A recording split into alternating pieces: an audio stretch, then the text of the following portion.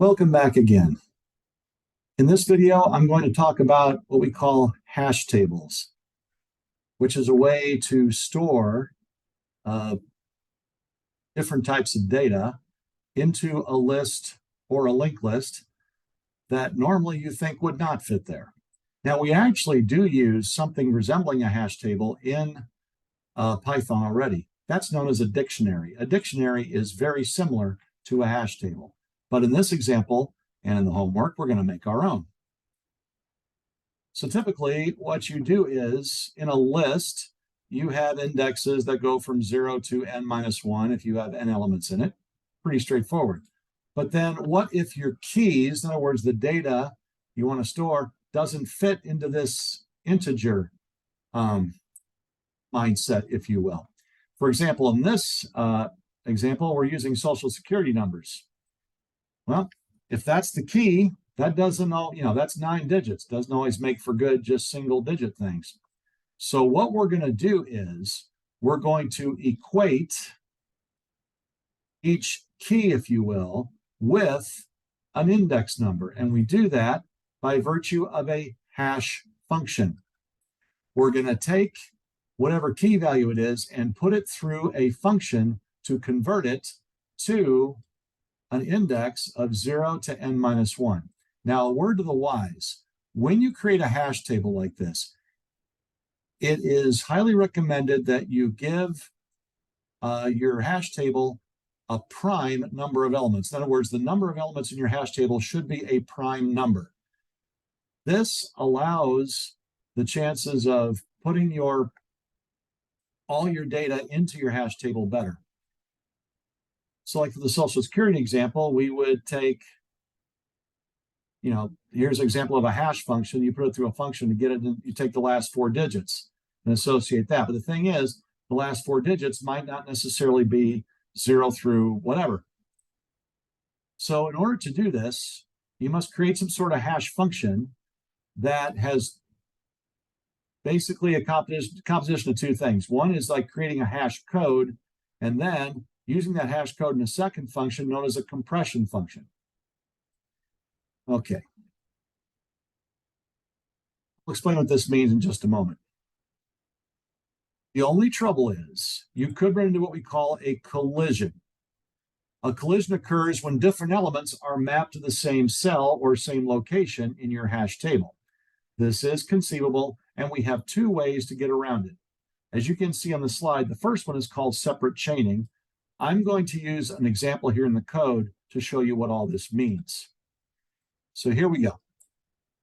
So to start off with, to make a hash table, here we're declaring a class named hash table, and here is its constructor. So I'm creating my table. We're just going to use a list again. So I'm going to have a table, a list whose each element is equal to none. And it's multiplied by this size parameter. Now, if you've never seen this before, let me explain what happens. You'll notice that I have a size parameter coming into the constructor, but see it says equals 7. This is known as a default parameter. That means when you call the constructor, which also means create an object of the class, if you don't specify a size when you create an object, by default, we'll get a size of 7. Okay? But you always want to make the size of your hash table a prime number. Let me scroll down the code. Here is main, and right here is where I am creating an object of this hash table class, and you can see I do not have a number in the parentheses. So that means when I call the constructor, I'm not sending a value to the parameter. But since I've set up a default parameter, size equals 7, by default, my hash table will have 7 elements. We will have a size variable in the class, which is equal to the size that was passed in. And then we'll have a filled variable, which this will take the number of slots or elements, and our textbook uses the word buckets to refer to elements of the hash table. Of course, when you first make this, nothing's filled in, so the filled variable is equal to 0. All right. Now, The way a hash value is calculated is within this function. Define a function named hash. And as you can see, I've got two dashes in front of it. That means this is a private function. It can only be accessed within the class definition. But that's the only place it's going to be used. It's not going to be called from main, so we might as well make it private. Now, before I explain how that works, let me just show you what I'm going to do. This is for separate chaining. I'll explain what separate chaining means as I go through this. So if I run this program, when I first create my hash table, here I am creating the object and I've put nothing in it, and I have a function called print table. That prints this. So every element is set to none. The way the print table function works is right here. So we have a key value pair in each slot, if you will, and I use this enumerate built-in function, and I just print the key and the value. Well, it turns out everything's a none. So the key is, the 0, 1, 2, 3, 4, 5, 6. That's like your index, but then none is the value for each one. Okay, now, as far as this hash function is concerned, as you can see here in main, what I'm doing is when I create an element of the hash table, I'm going back to baseball again, the key is going to be the name of a team, and the value will be just a number that I assign with that team.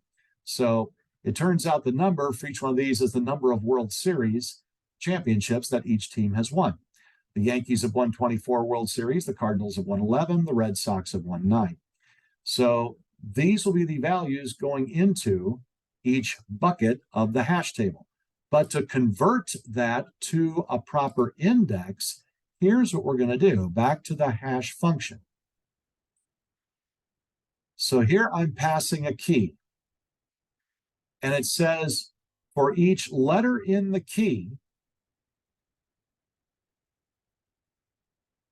the hash value is going to be equal to this. Is for each letter in the key value, do the following.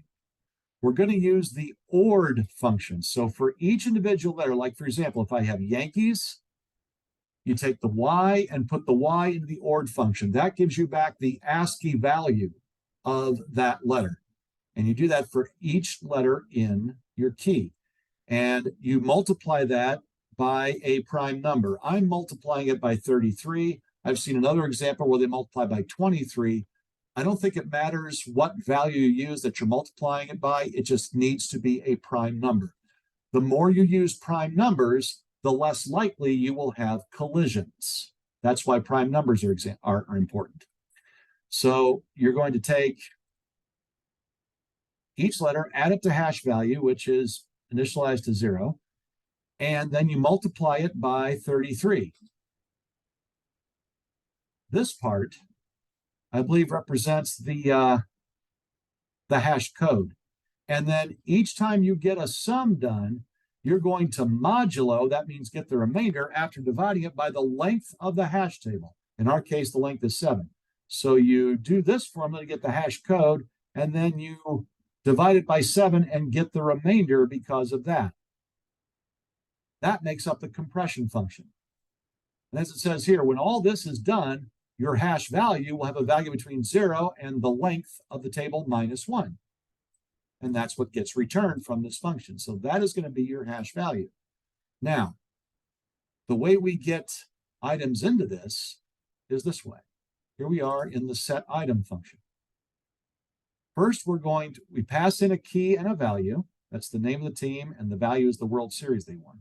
Now we have a variable named index. That's equal to the result of the hash. So we send the name of the team, that's the key, to the hash function, and that gives us back a value between 0 and 6, since we have 7 values in the table.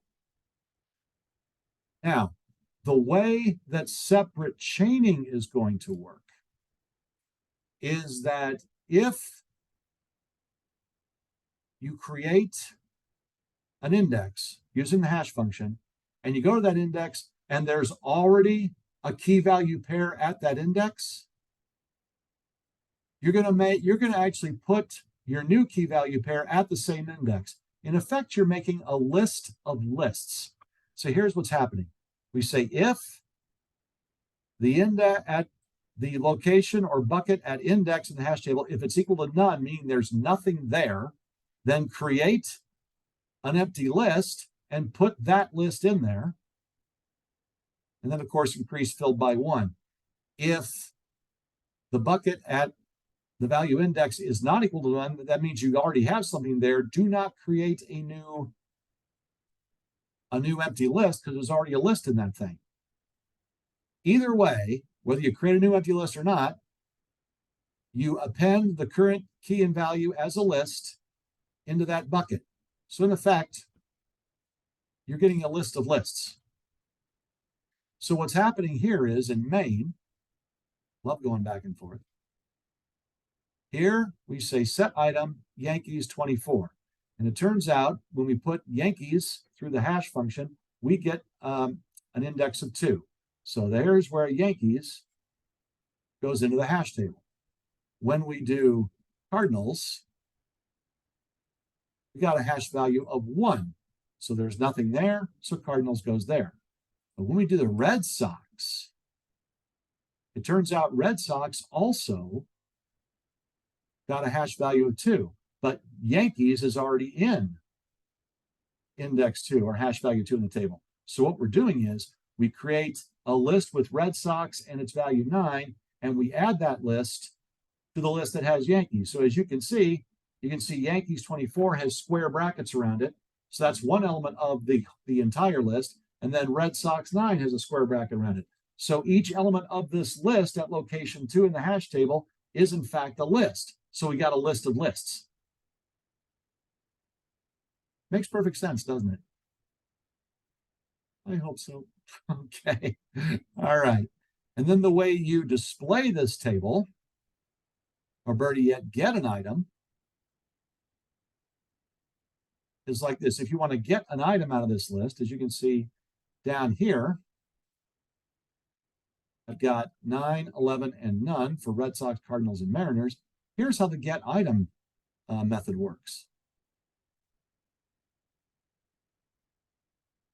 So once again, you pass it a key, the name of the team. You get an index value using the hash function. So here's what happens. You first come to this if statement. If the element at that index in the hash table is not none, meaning there's something there, then we're going to go into a for loop. Again, you have a list of lists. Let's suppose that index wound up being a 2. Well, that means you have 2 lists inside of that list. So now you set up this variable x, saying for x in the range of the length of this, so the length of this, the length of this bucket is 2, since you have 2 lists in there.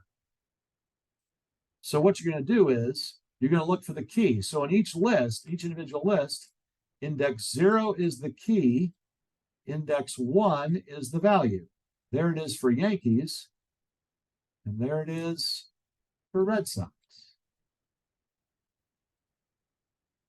So if the thing in index 0 is equal to the key, return what's at index 1. That is the value. And if it's not there, return none. So that means down here in main, here we have 3 get items. For the Red Sox, we returned a 9. For the Cardinals, its value was 11, return 11. And finally, for Mariners, well, here's our hash table. Cardinals, then Yankees, Red Sox are both in slot 2. Mariners is not in the table. Got none. That's how the get method item works.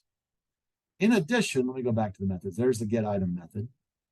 In addition, you can calculate what's known as a load factor.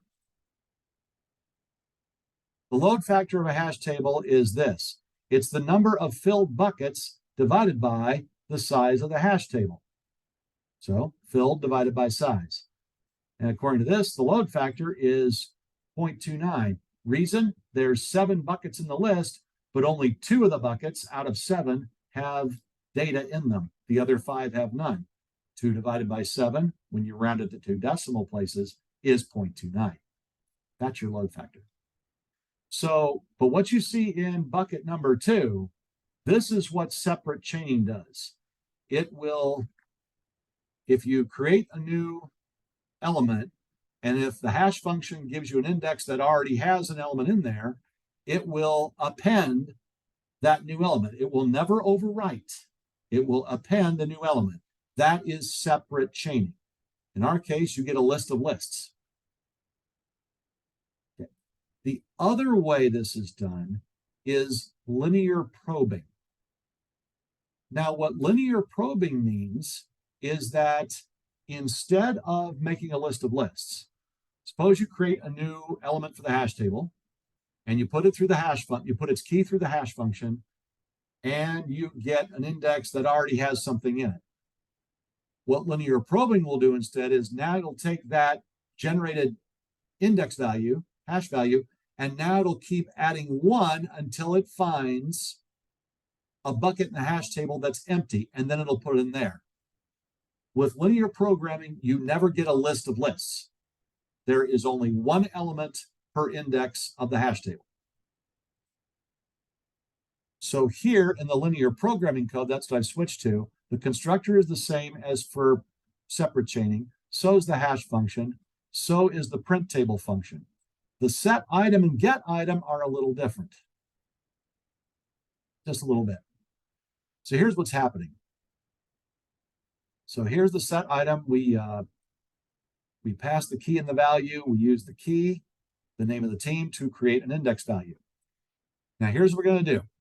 Now we set up a while loop. We say while self hash table index is not none. So if we calculate this index using the hash function, and if when we look inside the hash table, if we see that that index, that bucket is not none, that means there's already something in that bucket. Okay, so that means we're going to use this line to go to the next bucket and see if there's something in there. So as long, and notice we're in a while loop, so we're going to stay in here until we get an index that says there's nothing in that bucket. Notice what we're doing. We're adding 1 to index, and then we mod it with the size. We don't just add 1 to index, we add 1 to index and also mod it with the size to keep going. Then we say if at index it's equal to none, then we add 1 to filled, and we put our key value pair in there. And then finally for linear probing, get it right, Professor.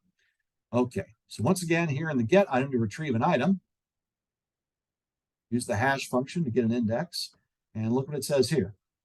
We do another while loop. It says while index is not none. So guess what? We may have to keep looking. So if it's not none, then we look in there and we say, that means there's something in there. We say if index bracket 0 is the key, in other words, we found the key we're looking for, then return the value. Remember index 1, that's the value that goes with that key. If it's not there, then add 1 to index and keep going until we find it. If you find it.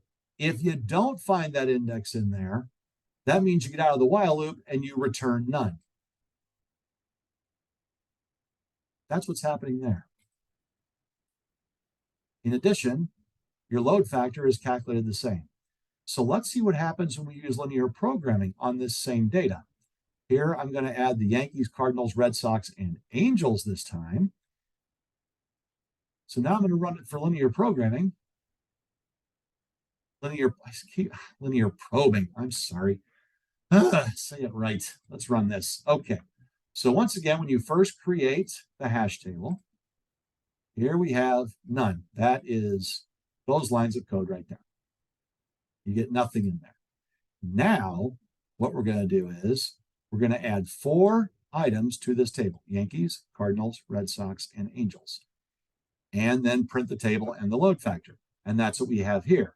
Now, I'm not going to go through, if we wound up with a collision, when we calculated a hash value that we had to keep adding one and moving on. But I want you to look at the end result. Notice that there are no lists of lists when it comes to linear probing. I said it right.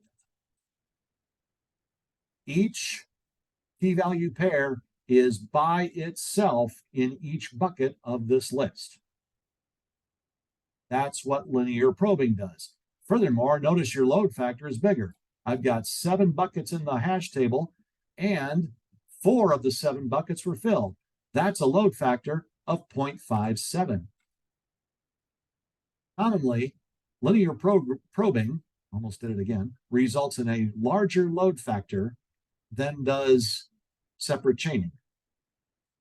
Furthermore, one more thing we'll look at. Here we're calling the get item method to look for the Red Sox, the Cardinals, the Mariners again, and the Angels. Well, Red Sox are here. That's the 9. Cardinals are here. That's the 11. Angels are in the list. That's the 1. But the Mariners, as you can see, are not in the hash table, and that's where the none comes from. So there you have 2 examples of how to do a hash table in Python. If you have any questions, please send me an email at kmuldrow@lbcc.edu.